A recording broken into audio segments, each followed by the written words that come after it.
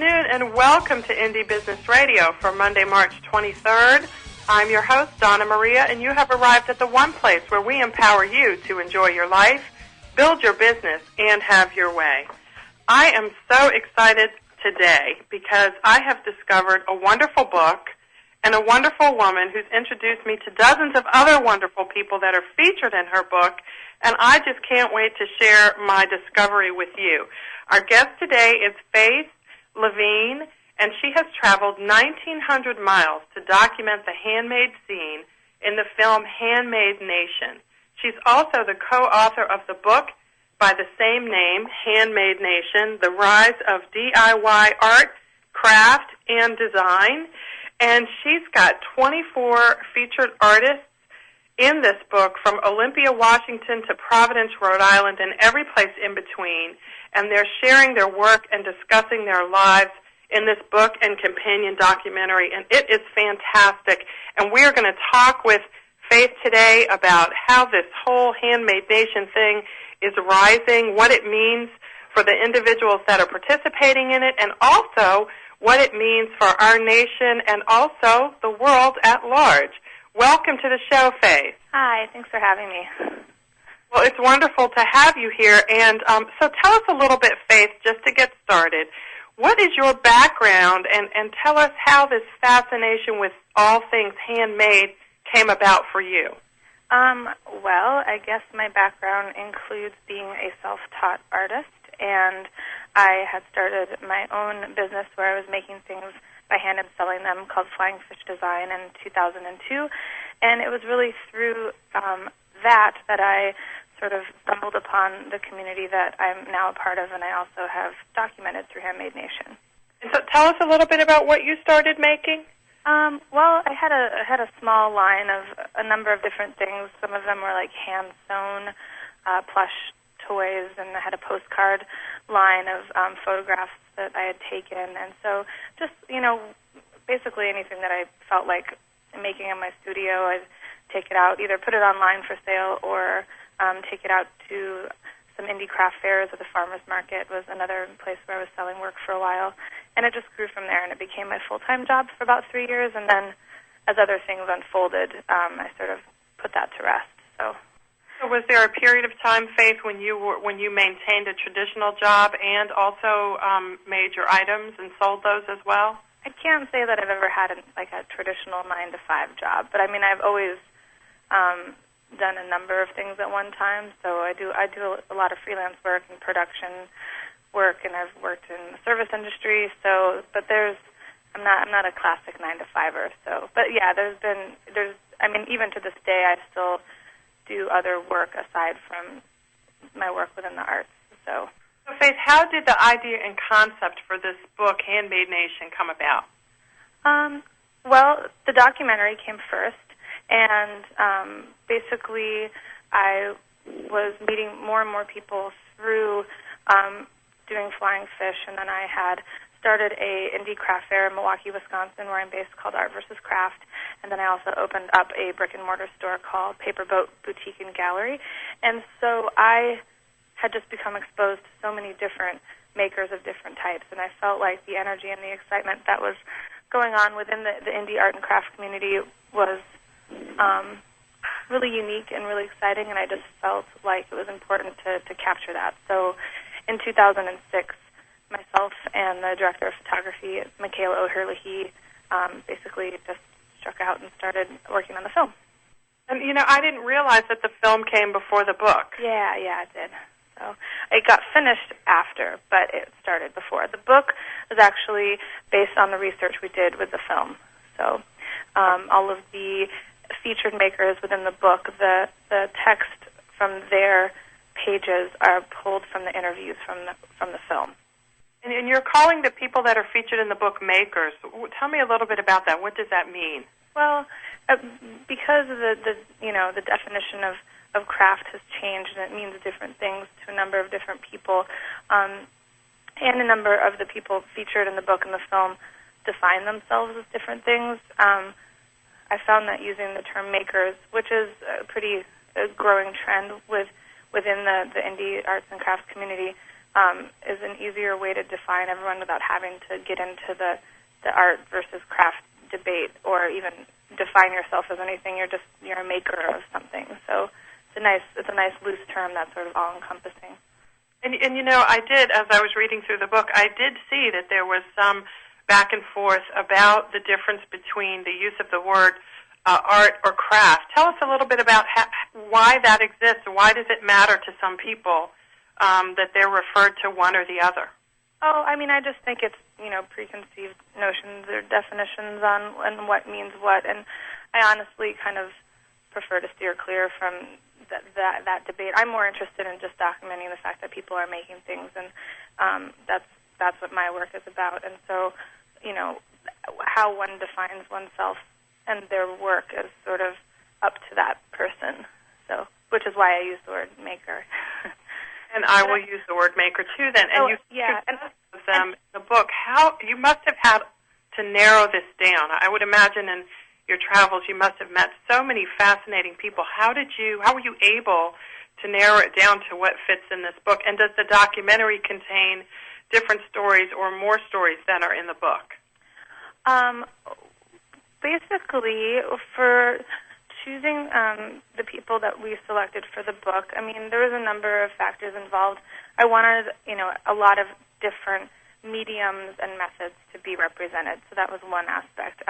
The book is divided up. The chapters are divided by region. So we were kind of looking at where people were located. How people's work would be represented in the book was another factor. So, I mean, there's a number of things that were taken into account when we were, curating the book. The film has, we feature 12 vignettes of different people in the film. So they lend well to one another, but they're different. So, but I think everyone who's in the book at least has a cameo, if you will, in the documentary. But there may be one or two people that didn't make the final edit, but I actually am not positive about that. So. Well, it sounds like it must have been a lot of fun. A lot of work, but a lot of fun, I would imagine. Yeah, absolutely.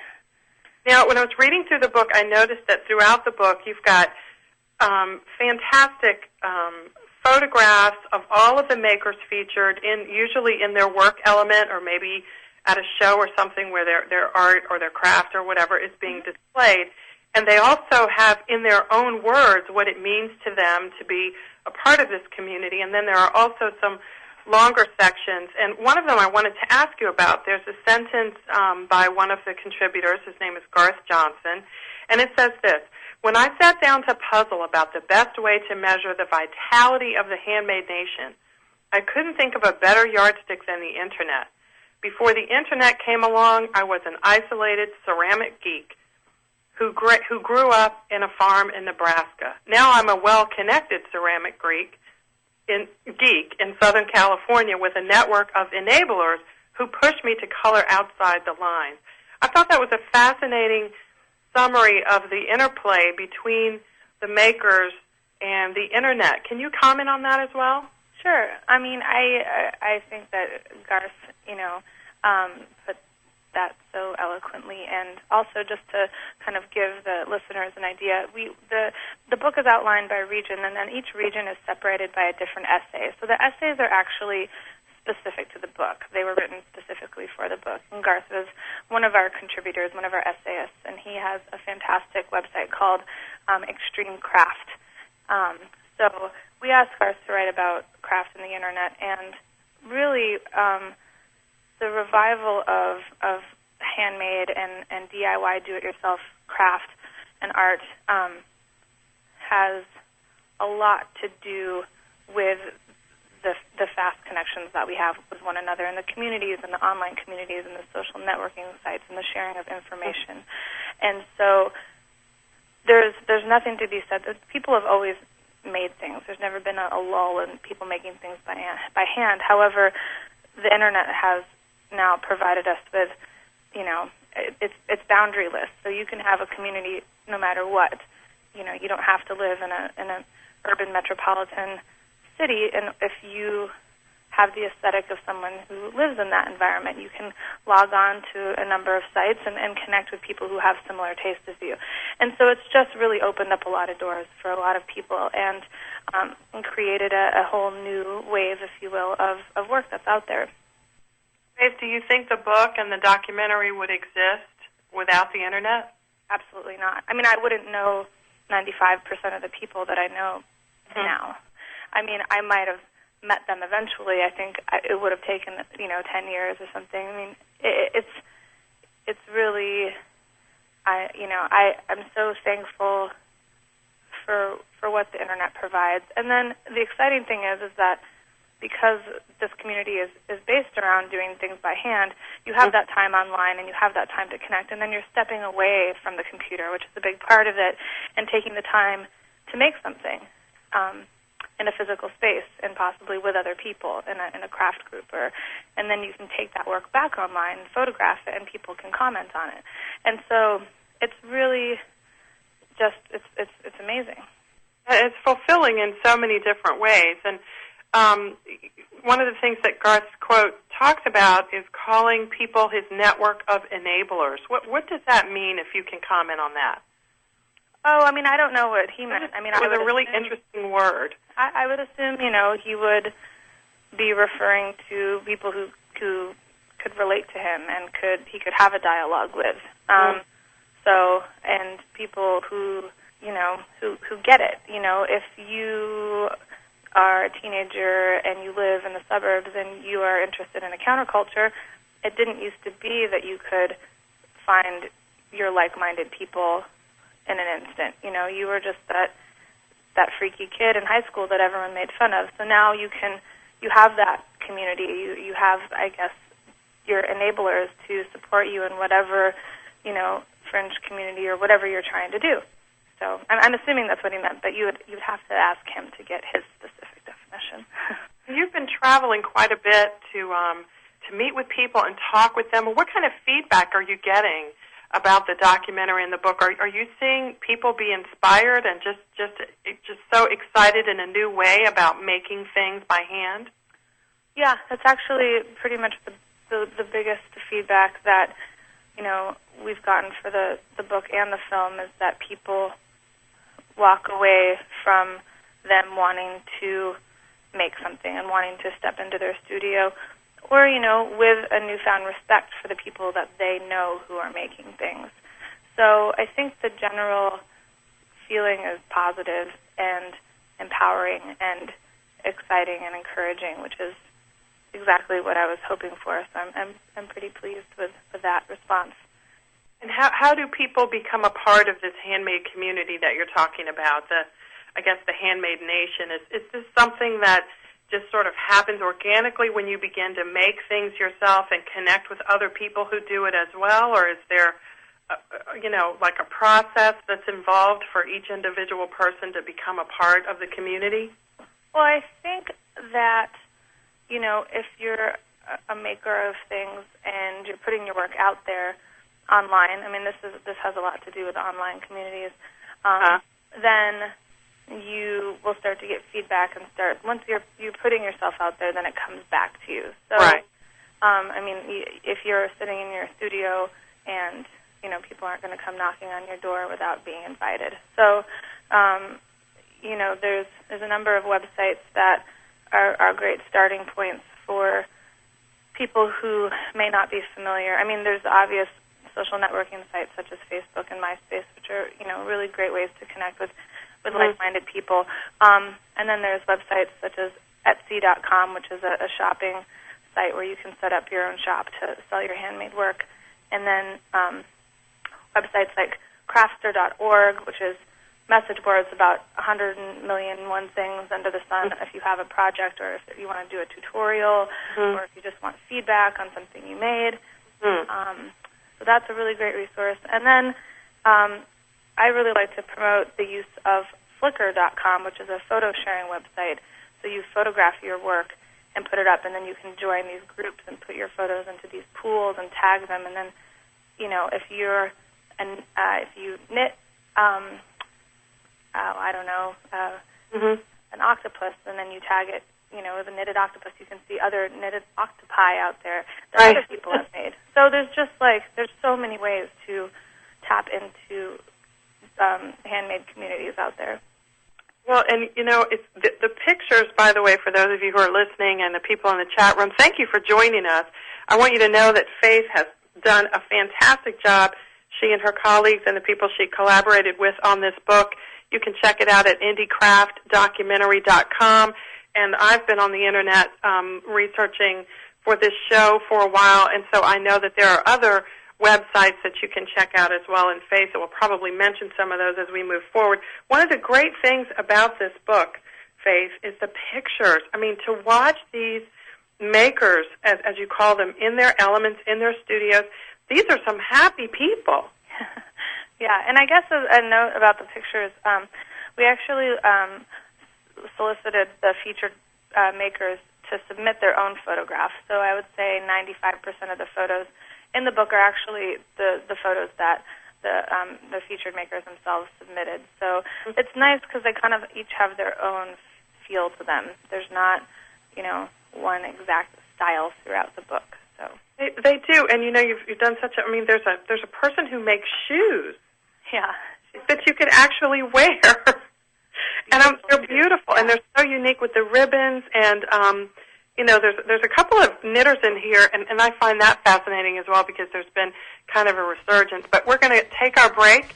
We're going to come back and talk more with Faythe about this fantastic book, Handmade Nation, and the documentary as well. This is Indie Business Radio. We'll be right back.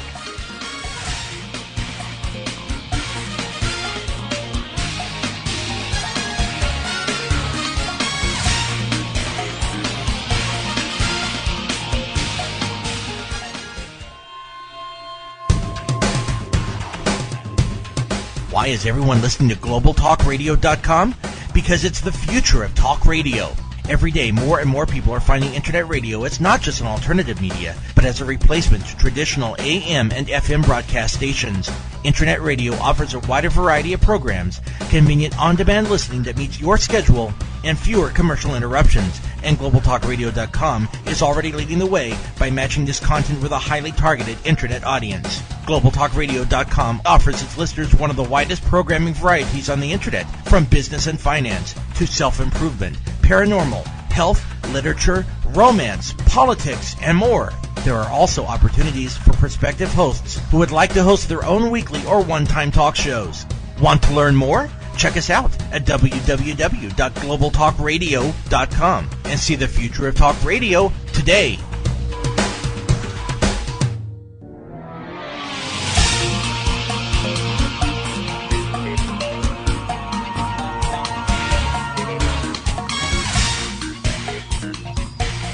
Hi, welcome back to Indie Business Radio. I'm your host, Donna Maria, and we're here with Faythe Levine, the co-author of Handmade Nation, The Rise of DIY Art, Craft, and Design.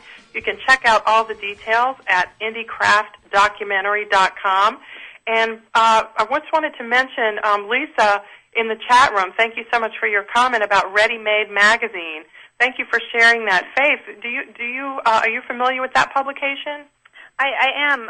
Ready Made, I don't have all the exact details, but Ready Made is a great resource. It's a magazine that has a lot of tutorials and how-to projects using recycled materials, and it's a great little piece of inspiration to have laying around. So sounds great. And Alana in the chat room too wants to know how you found the indies in your documentary. And I think did we cover that? You basically used the internet, didn't you?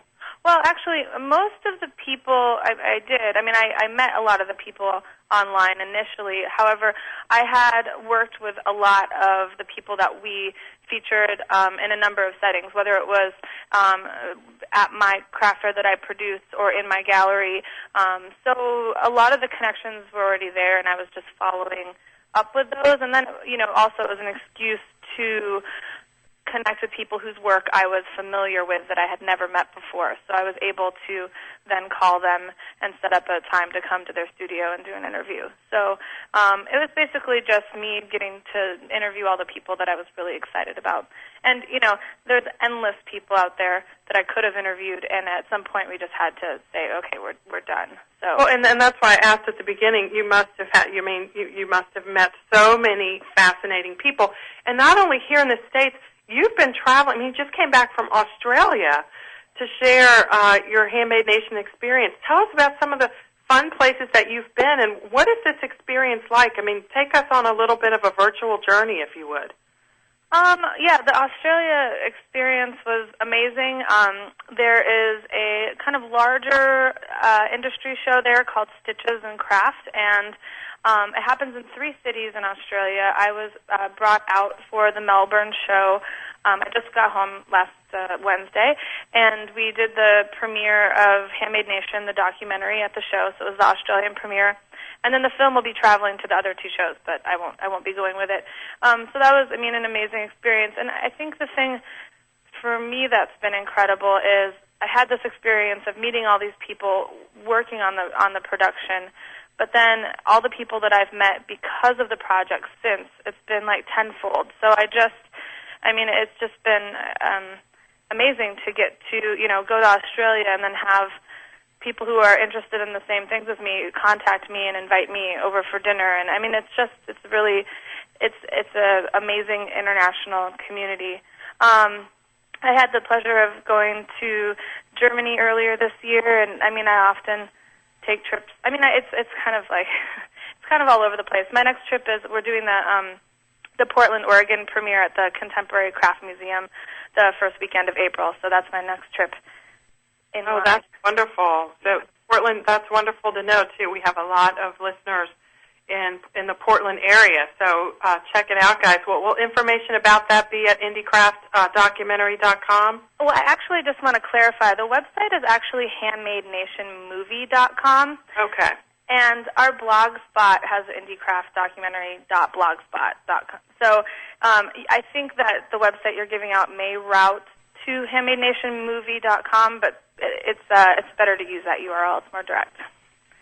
Right. I'm making sure I type that into the chat room so people don't miss that, handmadenationmovie.com. So when you travel and when you're having screenings and things, you announce them there so people can check them out. I do. I update.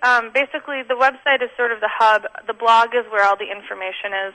As I travel, I update with photos very regularly. All of the screenings are updated as they're coming in, and we're scheduling all of those events.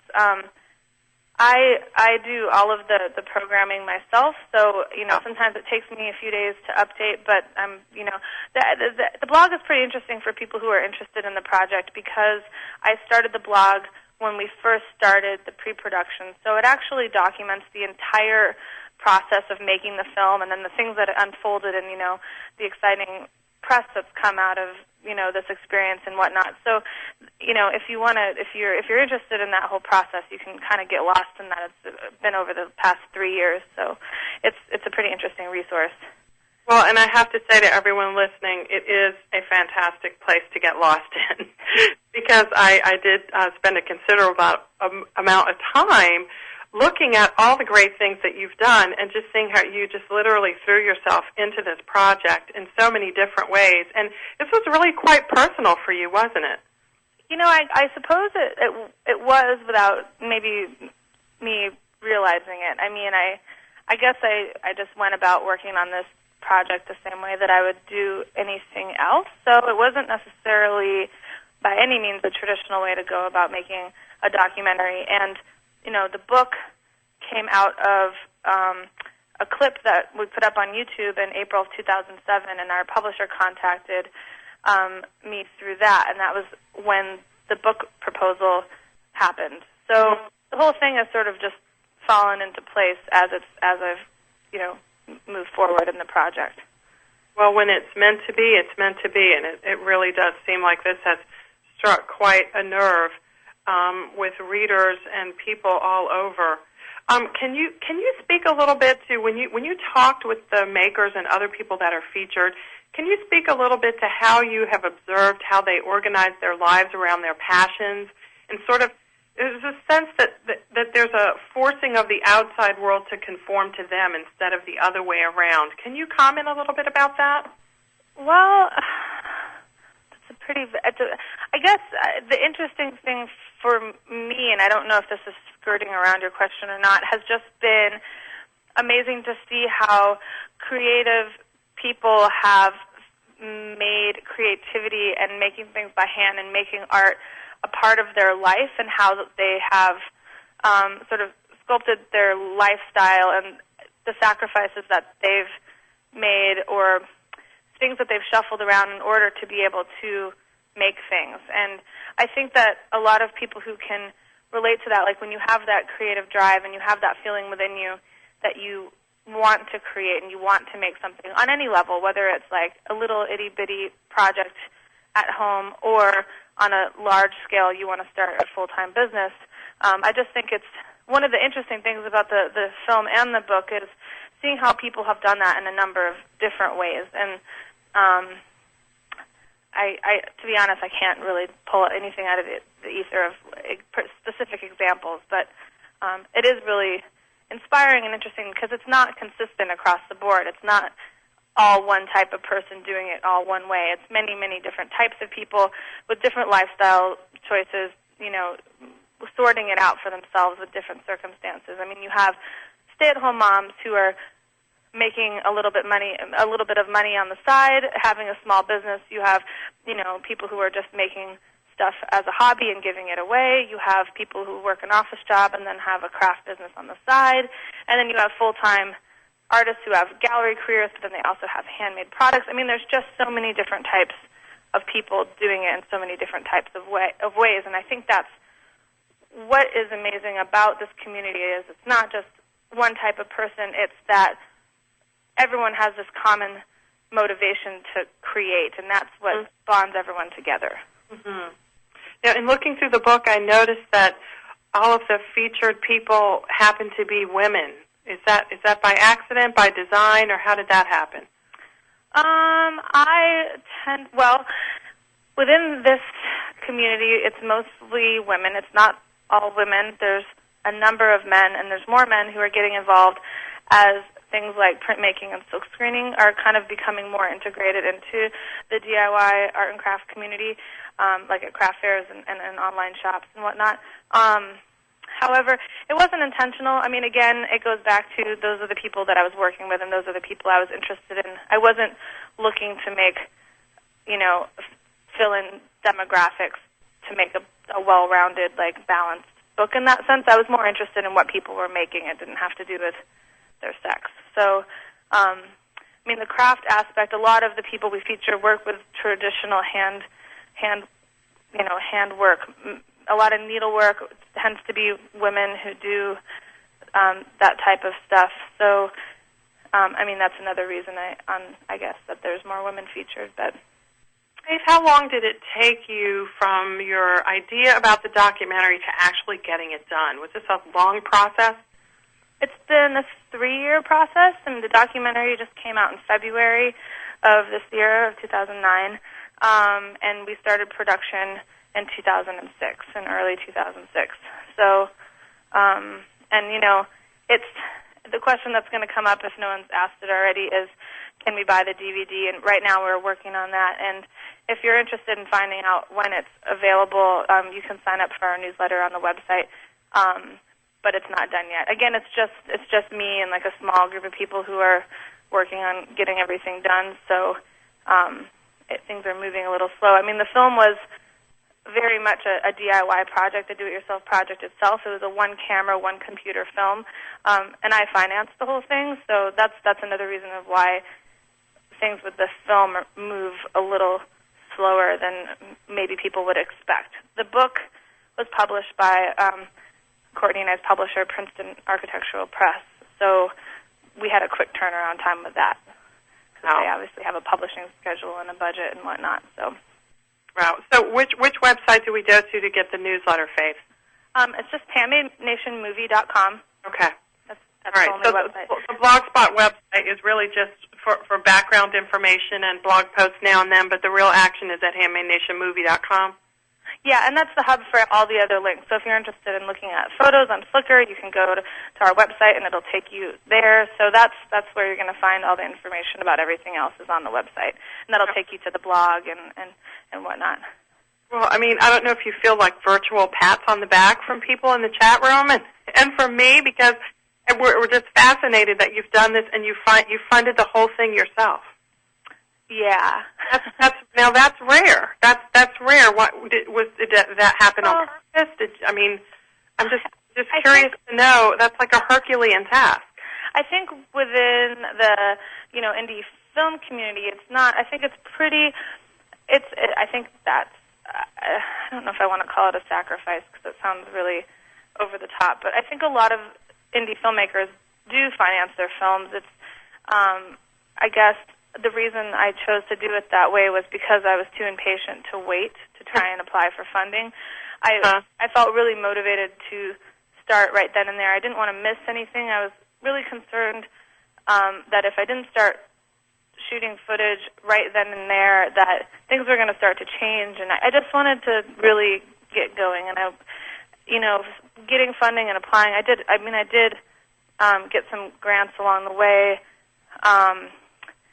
But I just didn't want to lose that momentum of my drive that I was feeling, so I just started. Right. It's amazing. You really have captured a very unique moment in I think in a worldwide history, but certainly American history, particularly at a time when more and more people are looking to their own talents and gifts to start a business of their own. When we come back, we're going to talk a little bit about that. This is Indie Business Radio. We're going to take one more break. I'll be right back.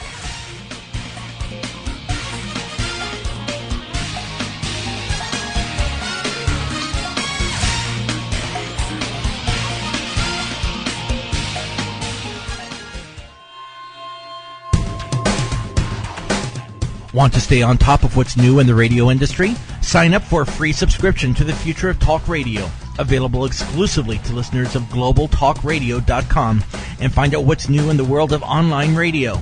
Listeners can find out about new shows and special guests. People with something special to offer can find out how to become a guest and how to prepare for an interview. And prospective hosts will find a valuable resource for everything from planning a new program to selecting topics and guests, recouping expenses by selling advertising, and more.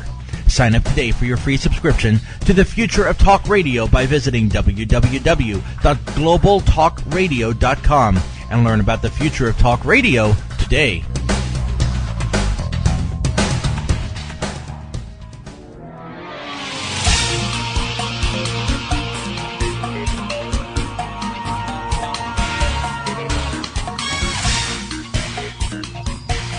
Welcome back to Indie Business Radio. I'm here this afternoon with Faythe Levine, the co-author of Handmade Nation, The Rise of DIY Art, Craft, and Design.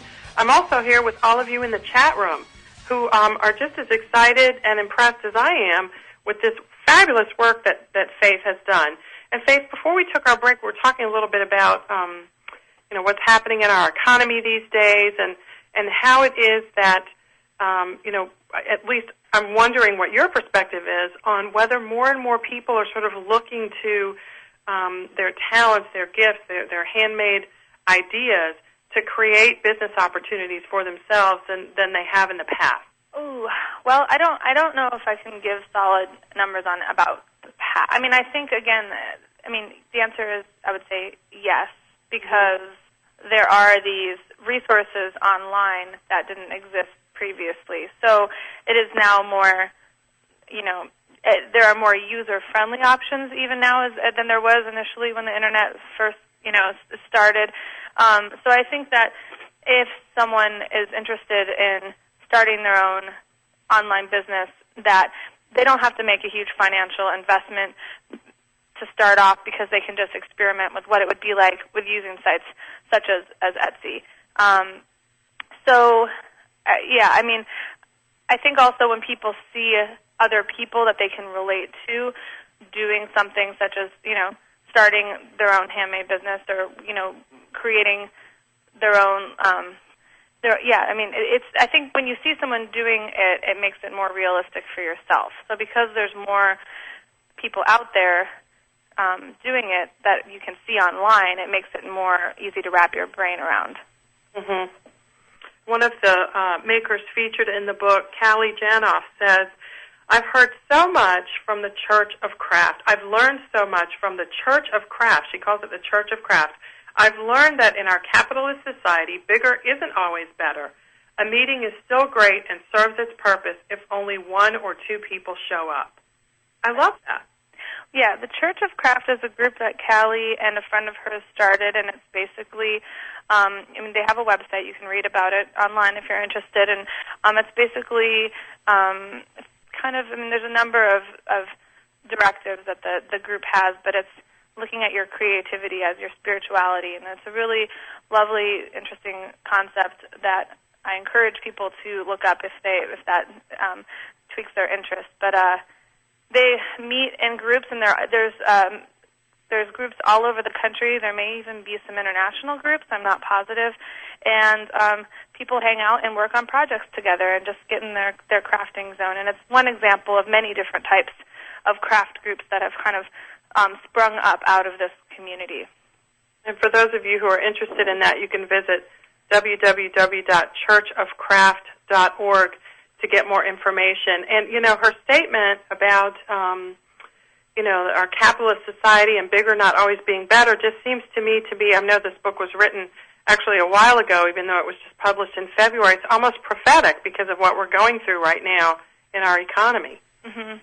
I mean, a lot of what's going on within this community, there's a lot of commentary and a lot of awareness about, big box retailers and stepping away from buying mass-produced goods, mm-hmm. and just being a more conscious consumer and just more conscious in general about the things that you're buying and where they're coming from and right. who's making them. So, I mean, there's a very much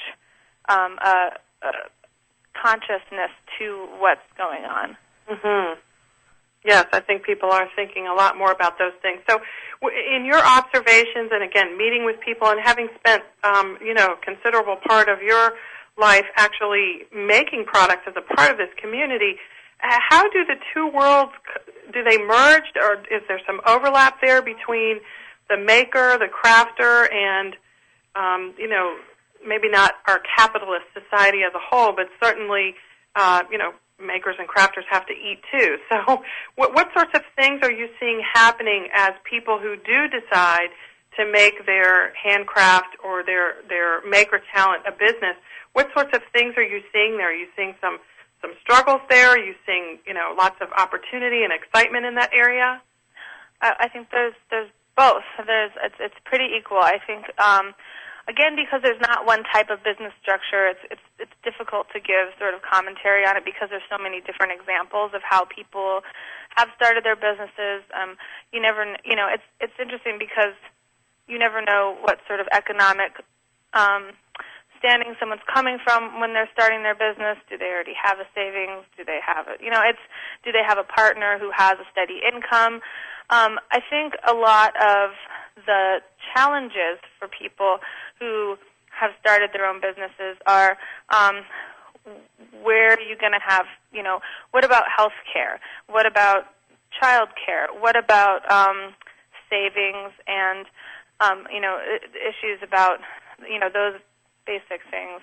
Also, I think a lot of us, and from my personal experience of having a business where I made things by hand, I never thought about how keeping up with demand. Once I had, a large amount of wholesalers, if someone put in an order for 100 pieces of a product that I made all by hand in my studio, can I actually fill that demand? And how does that affect my body? And since, how if I'm sitting in front of the sewing machine for, 5 to 8 hours a day, can I do that 7 days a week? How is that going to make me feel? So it's been really interesting, I think, for people to go through that experience and see if this is something they really want to do. For me personally, I realized I don't want to make the same thing over and over. It took away from my creative inspiration, and so I now know that I would rather do other things like promote other people's work, and when I make things, it's more for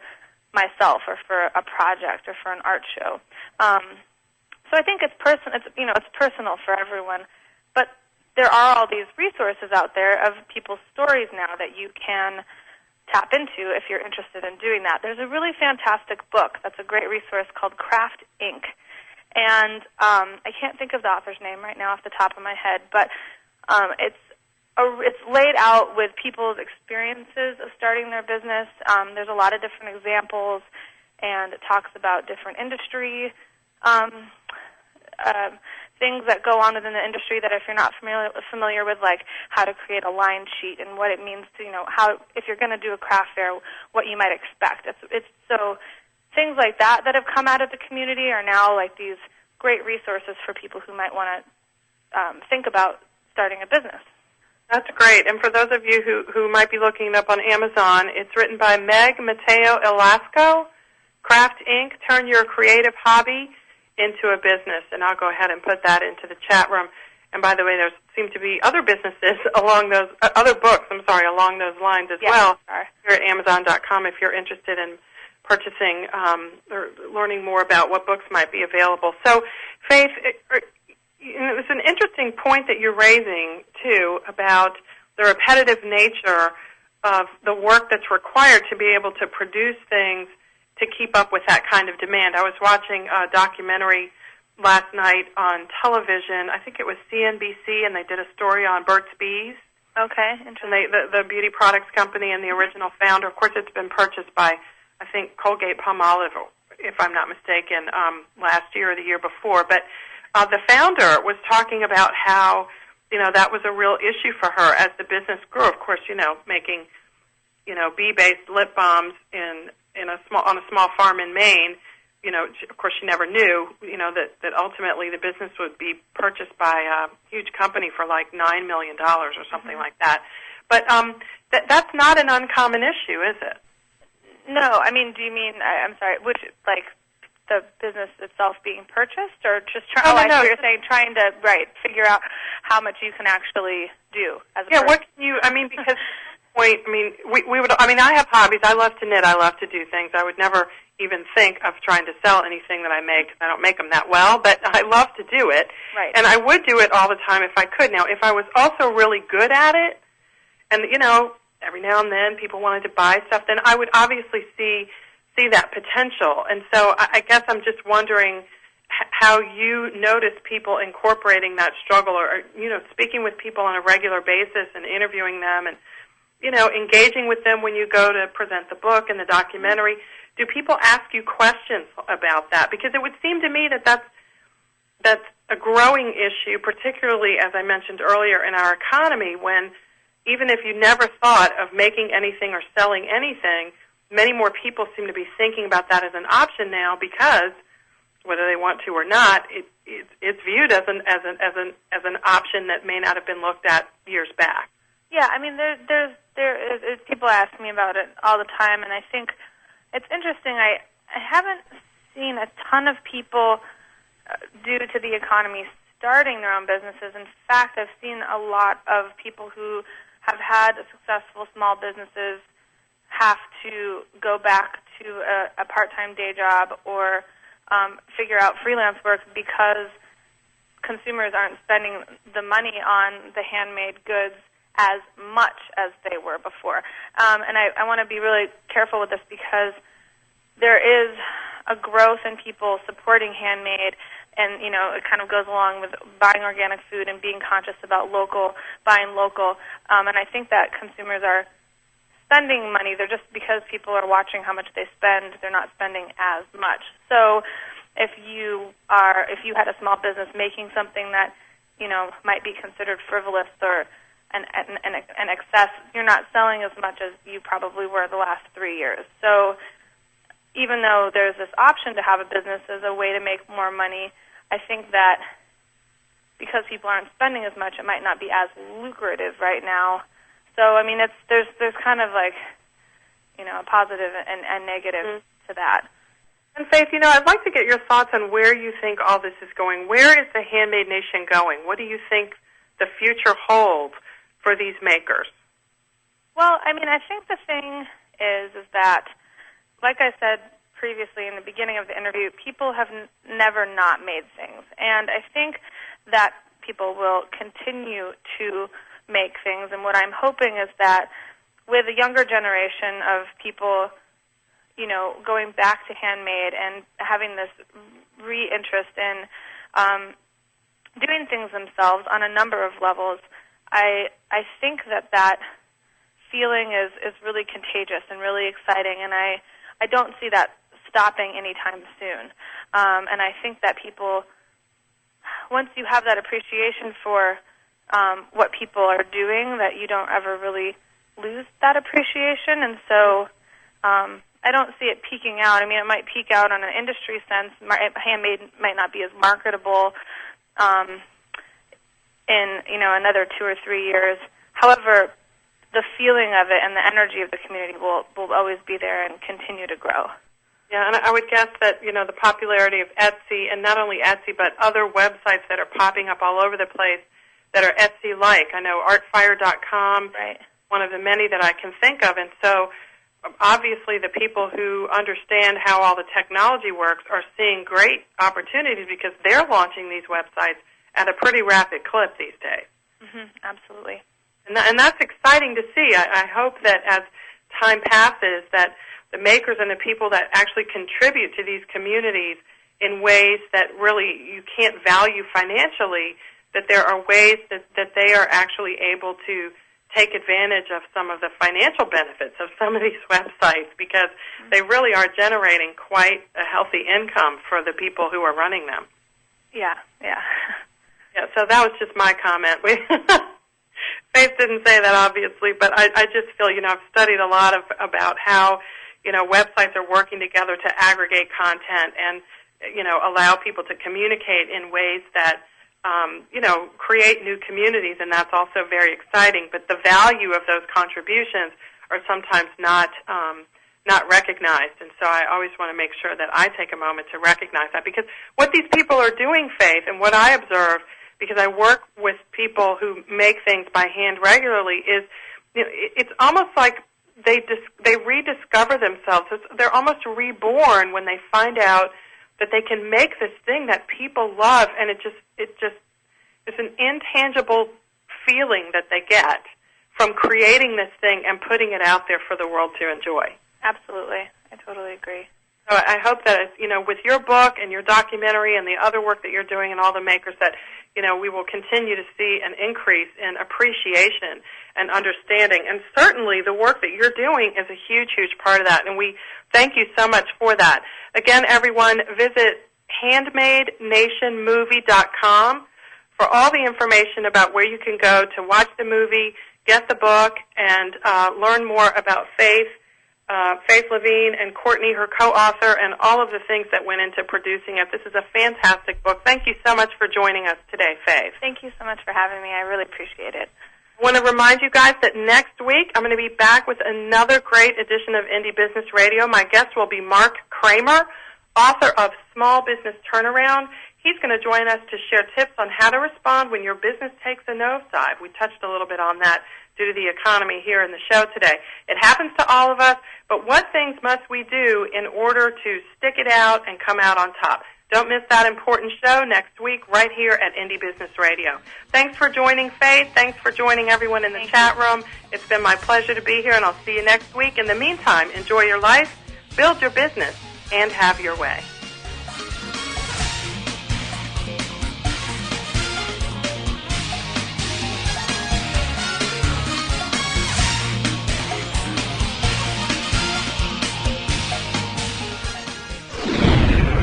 You're listening to GlobalTalkRadio.com.